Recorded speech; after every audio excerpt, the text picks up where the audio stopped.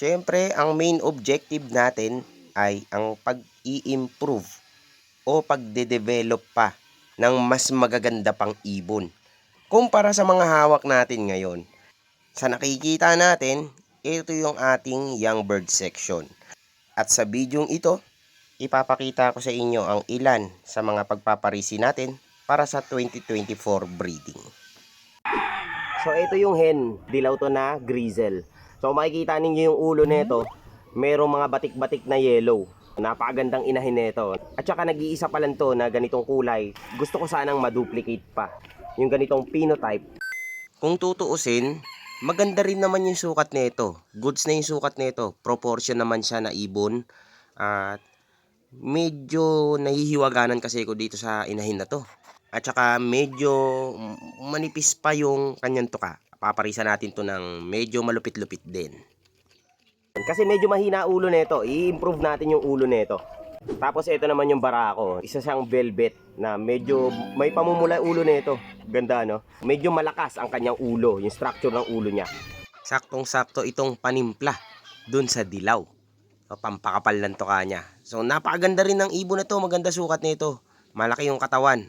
At hindi man siya ganun katangkad sa proportion, pero isa to dun sa mga pinakamatatangkad natin ngayon na pabuga.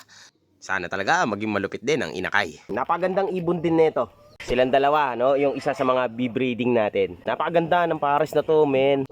Grabe itong pares na to. Halos magkasing laki lang sila dito sa video, pero napakalaki talaga nun, yung velvet, yung kulay itim. Itong medyo dilaw, ayan, maganda rin naman yung proportion ng ulo niya. Maganda talaga sukat nila parehas. No? Medyo maarte lang talaga kasi ko, no? So, actually okay na yung ganitong proportion ng ulo. Pero gusto ko kasi medyo mas makapal pa eh, no? Napaka-arte ko eh. Yan, hindi ko naman tatanggihan. At yun, nakita natin doon sa barako. Kaya mako-complement na, no? So sana ay maging makapal na rin yung kahit inahin na ilalabas na itong pares na to. Ayos. Na-excite ako sa kung ano nakakalabasan nito. Sa 2024 pa natin yan masisipat kung ano yung mga magiging inakay natin. Ops, wait lang, no? Bago tayo tumuloy, i-update ko muna kayo kung ano yung balita dito sa breeder section natin.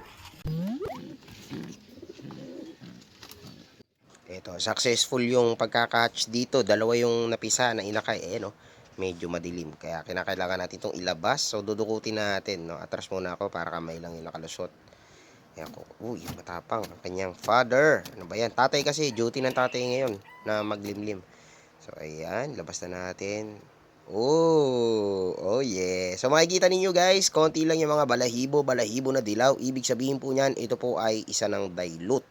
At kapag dilute, ang lumabas sa ating breeders na hindi dilute, matik na po yan na yan ay inahin. So ito ay inahin. Ang ganda ng ulo, grabe. No, so dukutin natin yung isa pa. Aragay. Medyo malakas din talaga tumamalo, no? So ayan. Okay, safe na, nakuha na natin.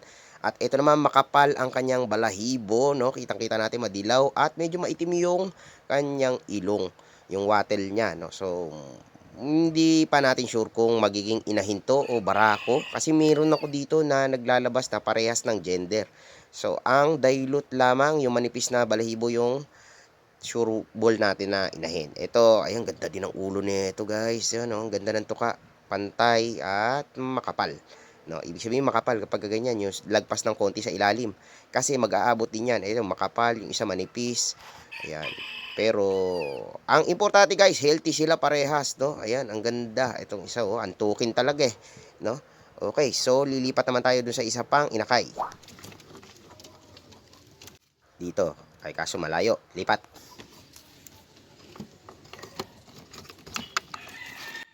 Dito sa kabilang pinto yung gagamitin natin para abot na abot natin. So, ayan. Ito si Divine to, no? Ito yung nag-second natin. Ay, third pala to, third. No, ayan. Kunin natin inakay nila. So, magkasing edad lang to, no? So, tsaka yung naunang pinakita ko sa inyo yung inakay. Ano na to? 4 days na, no? Ayan, ang ganda. Guys. Boom! Makapal din ang kanyang tuka. Ang ganda ng ilong.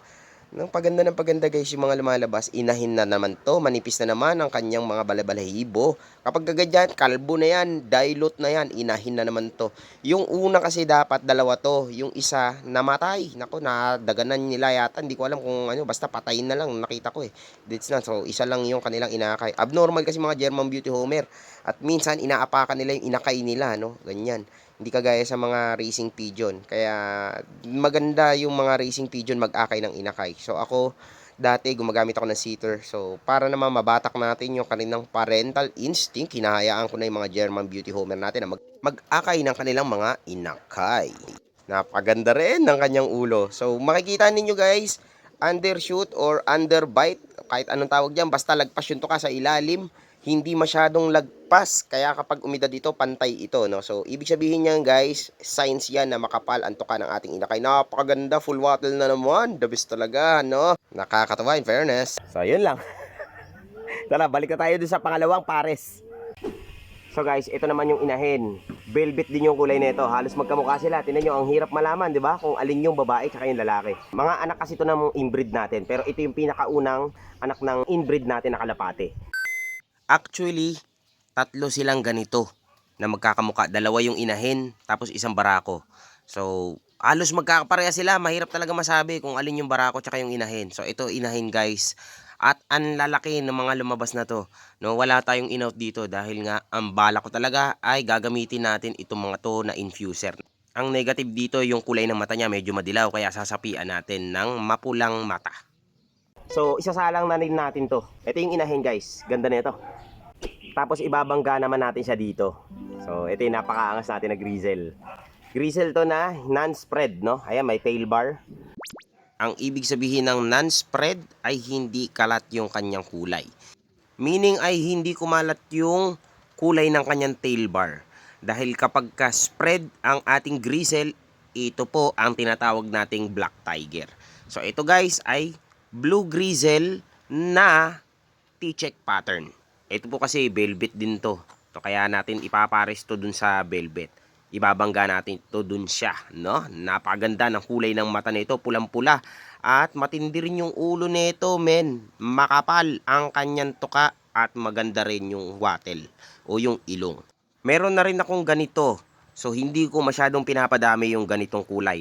Pero ito, particularly itong barako na to, gusto ko tong maduplicate. Dahil siya lamang yung may pinakamapulang mata. So, yun yung the best. Napakaangas na ito, kaya gusto ko siyang i-duplicate. Napakaganda ng mata na itong barako na to. Medyo mas malaki ng konti yung inahin kaysa sa barako. Pareho naman itong malalaki. Pero, mas malaki yung inahin. So, yun yung dapat na ipapatong natin dito sa grizzle na to. At yung kahinaan naman ng inahin ay medyo madilaw yung mata niya. Sana ay mapapula yung mga inakay nila ng mata nitong barako. So, ganito lang tayo magtimpla. Simpleng-simple lang guys, no? So, okay naman tong pares na to. So, mapapapares na natin to ngayong December. Pero ang pabaga na ito, next year na. Siyempre, kinakailangan nating i-improve pa. So, medyo satisfied naman na ako sa ibon na to.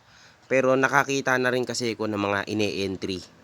Talagang matitindi yung ibon nila. Kung magpapakumpiyansa ako, masasayang yung oras. Kaya kahit ganito na yung ibon natin, ini-strive ko pa rin, pinagtsatsagaan ko pa rin na mas ma-improve natin. So, dito tayo nagko-compensate sa pagtitimpla sa pagpapares ng ating mga breeders. At para na sa gayon, ang mga inakay nila, hopefully, no, sana ay maging mas better pa sa kanilang mga parents. So, pang 2024 na mga inakay ang ilalabas ng mga pares na to. So, yun na yun. Yun lang muna ipapakita natin na pares ng mga kalapate. Ang plano ko yata parang 8. 8 siguro yung bago nating pagpe-pairing. So, yung mga pinagpapares natin ngayon, mga pabuga ko na yan. Sa mga susunod na video, i-review din natin yung iba pa nating mga pagpaparisin. At syempre, kung ano yung mga magiging resulta. So, medyo na-i-excite na rin ako kung ano kakalabasan ng mga ibon na yon. Hindi ko na papatagalin. Ako nga pala si Mastong at itong Warriors TV. Maraming salamat sa panonood ninyo. Kita-kits tayo sa susunod na video.